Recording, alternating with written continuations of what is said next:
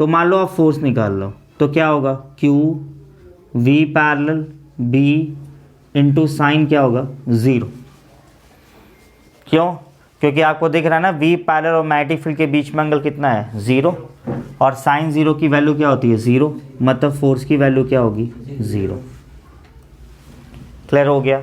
मतलब इस parallel component की वजह से उस चार्ज पार्टिकल पे कोई फोर्स नहीं लगेगा। समझ में आ गया? अब अगर मान लो मैं V परपेंडिकुलर की बात करता हूँ, तो V परपेंडिकुलर क्या होगा, मान लो F परपेंडिकुलर क्या होगा Q V perpendicular B into क्या होगा साइन 90, मतलब इसके वजह से फोर्स लग रहा है। अब हमें निकालना है फोर्स की डायरेक्शन क्या होगी। देखिए V परपेंडिकुलर ये है, मैग्नेटिक फील्ड ये है, तो V परपेंडिकुलर से आपको क्या करना है, घुमाना है B की तरफ। किधर की तरफ आ रहा है, अंदर, मतलब इस पे फोर्स किस डायरेक्शन में लगेगा, अंदर की तरफ लगेगा।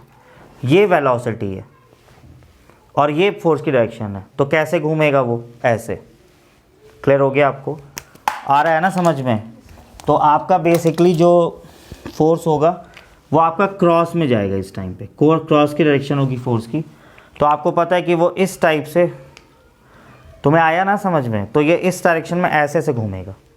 क्लियर हो गया? लेकिन एक प्रॉब्लम है, प्रॉब्लम ये है कि ये V पैरेलल भी है इधर, वो उस चार्ज को क्या करेगा, आगे की तरफ ले जाएगा। तो ये सर्कल में तो घूमेगा, किसके वजह से, परपेंडिकुलर, लेकिन पैरेलल की वजह से वो किधर की तरफ जाएगा, आगे की तरफ। तो आपका जो मोशन होगा ना वो इस टाइप का होगा। मान लीजिए ये इस टाइप से सर्कल में घूमेगा, लेकिन वो क्या होगा, आगे भी मूव करेगा इस टाइप से। क्लियर हो गया? तो ये जो पाथ होता है दिस इज कॉल्ड क्या होता है, हेलिक्स।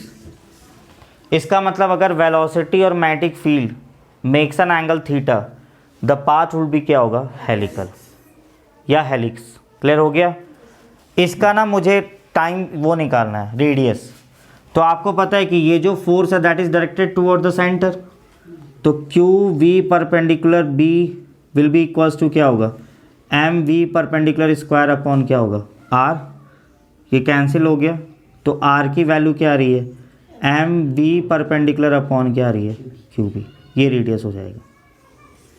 समझ में आ गया? अगर मैं टाइम पीरियड निकालूंगा तो फॉर्मूला वही होगा, 2 पाई एम अपॉन क्या होगा, क्यू बी। फ्रीक्वेंसी निकालूंगा तो वो क्यू बी अपॉन क्या होगा, 2 पाई। इसमें तो वेलोसिटी का कोई रोल ही नहीं है, इसीलिए हमें कोई कंपोनेंट लेने की ज़रूरत नहीं है। नेक्स्ट जो इसमें एक चीज़ आएगी वो आएगी पिच। पिच जो होता है that is distance covered by charge in one time period.